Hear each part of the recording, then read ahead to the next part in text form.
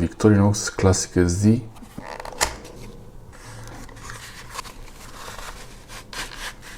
Oh, wow, wow, this looks really precious. There are many colors of this.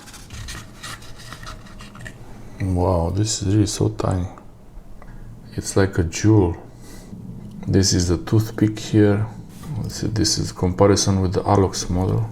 The thickness. We have the ring. Tweezers. Pretty good tweezers actually. So you have the scissors.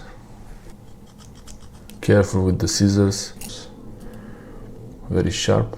Markings on it. And no markings on the other side. Nice tiny blade.